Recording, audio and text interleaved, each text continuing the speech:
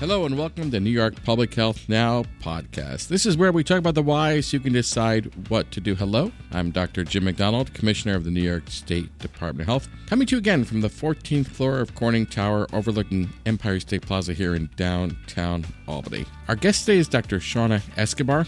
Dr. Escobar is the Title X Medical Director for New York State and also the Associate Medical Director for the Division of Family Health at the New York State Department of Health. Before we welcoming Dr. Escobar, I'd like to introduce my co-host, Johanne Morne, Executive Deputy Commissioner. Johanne, how are you today? I am doing well. Thank you so much, Dr. McDonald.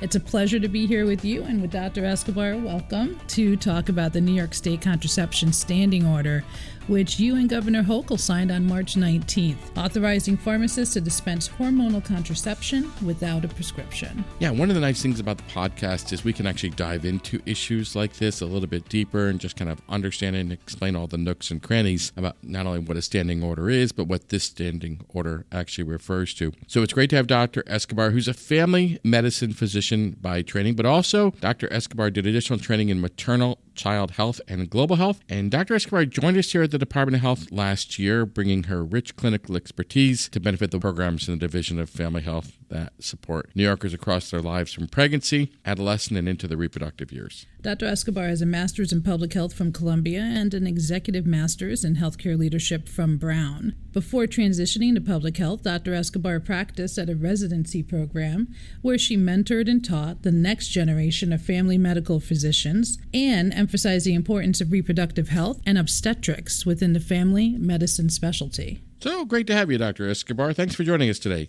Thank you so much, Dr. McDonald and Joanne. I appreciate the invitation. So we did a little bit of an introduction, but can you just tell us a little about yourself? Thanks so much for that introduction. I was born and raised in New York. I went to college, medical school, and obtained my master's in public health here in New York. And although I left the state for residency and fellowship and to teach at a residency program, I am so excited to be home in New York, to be working on public health and on projects like the one we're going to be talking about. Yeah, that's great. And I took with note you did your executive master's at Brown, which was interesting, of course, in Rhode Island, where I moved from here. So I'm, from New York as well. So I'm thrilled to be back. And it's great to see you did your master's at Columbia. You've done a lot. And, early in your career, you've really accomplished a lot already, which is great. So let's dive into talking a little bit about what a standing order means regarding contraception. Or it's also called a non-patient-specific standing order. But what does this standing order apply to? So a standing order in general allows members of the health team to complete clinical tasks, including allowing pharmacists to dispense medications without first obtaining a physician's order. They're carefully designed to reduce errors or adverse events. So this specific standing order applies to persons of reproductive age who are able to get pregnant to obtain hormonal contraception in order to prevent pregnancy. The available methods that people will be able to obtain from the pharmacy will include pills, the patch, and the vaginal ring. Can you tell us about the mini pill and specifically how does it differ from other oral contraceptives and is it covered by insurance? Regular contraceptive pills have a mix of estrogen and progestin in them. The mini pill contains only progestin, and these contraceptive options will absolutely be covered. The mini pill has two different formulations, and one formulation is coming over the counter called the O pill. I actually was just reading about that, the O pill.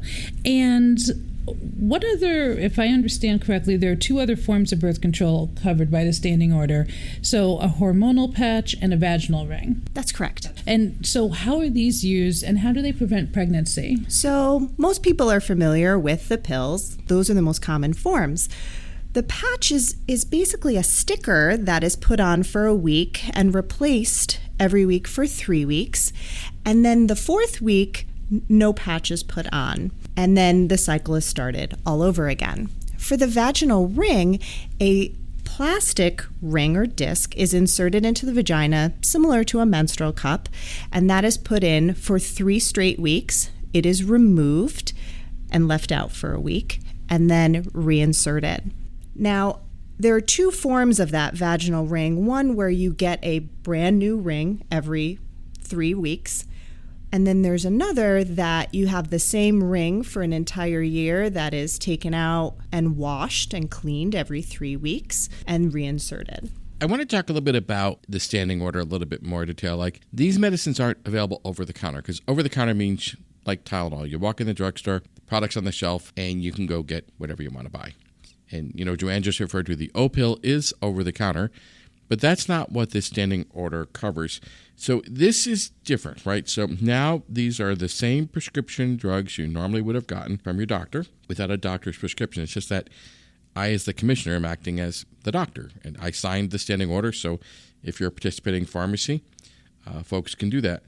But what do people walking into a pharmacy have to do to access these forms of contraception? There is a questionnaire that the Department of Health has created to ensure that these forms of contraception are safe. When you go seek contraceptive care at a provider's office, these are common questions that are going to be asked in a visit to make sure that these forms are correct for you. One of the most common things that we're looking for is, can you take estrogen? Estrogen can cause heart attacks and strokes and blood clots in certain individuals. So this questionnaire is getting at, are these safe for you? Do you have these risk factors? And so answering this questionnaire honestly will allow the pharmacist to make sure that these contraceptive pills work for you. So, if you will, back in the day, individuals received a prescription from a physician to gain access to contraceptives or birth control. So what about people who today still have a doctor's prescription? Does the standing order change anything for that individual? It won't change anything for them, although it might make it easier for them. Let's say they realize that their prescription needs a refill on a weekend, so they don't have to hound their doctor and figure out how they're going to get this refill on a long weekend or when their doctor's on vacation. So they're able to go in, get a refill on their birth control, and have it be a little bit more hassle-free. Yeah, and I guess that would apply to somebody who's visiting from out of state too, right? Absolutely. You came into the city, you're in the state on vacation, and you forgot your birth control. You could walk into a participating pharmacy and get a prescription filled, right? That would work too, right? It would absolutely work that way. And I think if I understand it correctly, you can get up to a year's supply, even assuming whether your insurance covers it or not, right? If your insurance covers that, absolutely. And my understanding is with the Affordable Care Act, insurance has to give it to you at no copay. Is that still true? It is. However, not all formulations are covered all the time. Because oral contraceptive pills, the combination of estrogen and progesterone, there are so many ways that the estrogen and progesterone can be combined that not every single formulation is preferred by your pharmacy program through your insurance. But your pharmacist will be very helpful in being able to figure out which formulation is covered by your insurance. And we did involve the Pharmacy Association when we did this, right? Like, didn't we have some other help when we're putting this standing order together? Absolutely, yes. Yeah. So let's talk a little bit about who's going to benefit from this standing order and why did we even do this? Like, what was that all about? So access to hormonal contraception allows individuals to choose when and if they're going to have a child. And many organizations, including the American College of Obstetricians and Gynecologists, support straight over-the-counter access to contraception, and access through a pharmacist, similar to our programs, are this intermediary while we get more forms of contraceptive over-the-counter, such as O-pill. O-pill is a first step, we hope, and more available options over-the-counter will hopefully be forthcoming. So I want to go back to something that Dr. McDonald said just a moment ago, and that was about, providing ease of access for the individual who may just be in New York visiting. Am I right to understand that the standing order applies to anyone, not only New York State residents? Anyone who comes, and there is no age restriction either. Yeah, so there is no age restriction. What was our thought process on that?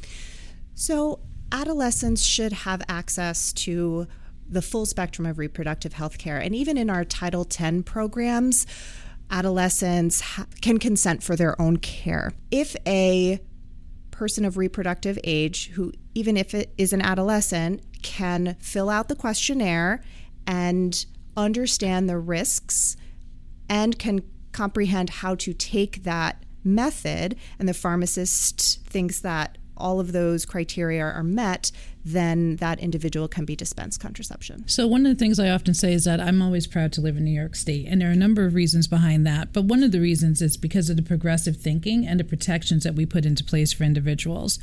You know, as we're talking here today, I keep thinking about the fact that this is a major step forward as it relates to health equity and as it relates to women's reproductive rights, at a time when there are other jurisdictions and states that are doing perhaps the exact opposite.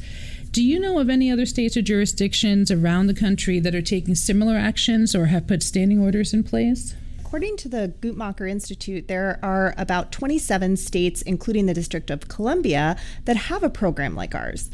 Each state program is slightly different. Some require the person receiving birth control to have seen a reproductive health care provider within the past year. New York does not have that restriction. Other states only provide this for individuals over 18. We've talked about adolescents can still have access to our program. However, some states include the depot shot, which is a progestin-only injectable every 3 months. New York does not have that option at this time. We are certainly in alignment with the majority of other states who have this program available. You know, you just remind me that not everybody has a doctor, by the way, or a place where they can get medical care for whatever reason. And of course, those are issues that are important too. But this could be a way they could access contraception where they normally couldn't. Is that your understanding as well? There are many reasons, as you mentioned, why providers may not be accessible. And I also want to highlight that the New York State Family Planning Program is a way to access contraceptive care and also the full spectrum of reproductive health care within New York State.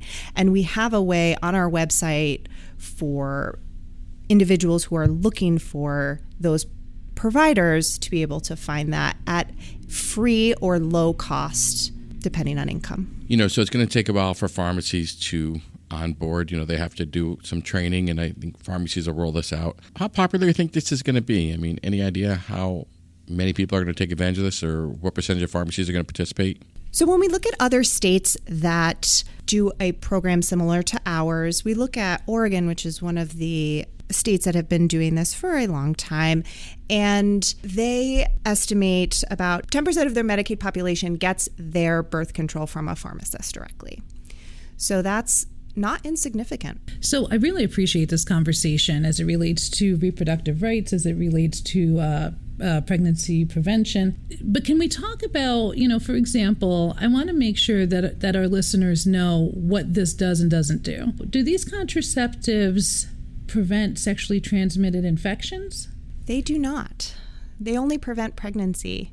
And so wearing condoms is still very important to prevent sexually transmitted infections. And if you would like to be tested for sexually transmitted infections, going to a family planning center or to a provider to get tested for sexually transmitted infections would be very important.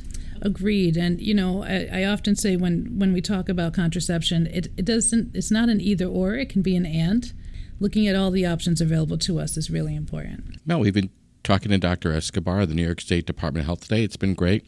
We talk about the why, and sometimes we talk about the what. Today we talked about a non-patient-specific standing order for contraception in New York State that went into effect last month. Whether it's the pill, the patch, or the ring, you can go into a participating pharmacy and get a prescription filled for a contraceptive. And why we did it was to improve access to care, make it more convenient, and help people have children when it's their time frame. So that's really why we did all this. So it was great to have Dr. Escobar for taking the time to join us today. Thank you so much for having me. So that's going to do it for today's episode of New York Public Health Now podcast. As always, if there's a topic of interest you would like to hear us talk about, please let us know by email at publichealthnowpodcast@health.ny.gov. Keep an eye out for the latest New York Public Health Now episode on your favorite podcast player like Apple Podcasts, Overcast, Spotify, YouTube, and Google Podcasts. Search by our podcast title, New York Public Health Now, or the keyword NYSDOH. Then tap the subscribe or follow button to be notified when we release a new episode, which is about every other week. For New York Public Health Now podcast, I'm Dr. Jim McDonald. And I'm Johanne Morne. And I'm Dr. Shaunna Escobar. And thank you for listening. New York Public Health Now is a production of New York State Department of Health's Public Affairs Group. Michael Wren is the executive producer and engineer, with additional production support provided by Sarah Snyder, Janine Babakian, Barbara Stubblebine, Alicia Biggs, Monica Pomeroy, and Kyle Koteri. Copyright 2024, all rights reserved. We welcome your feedback.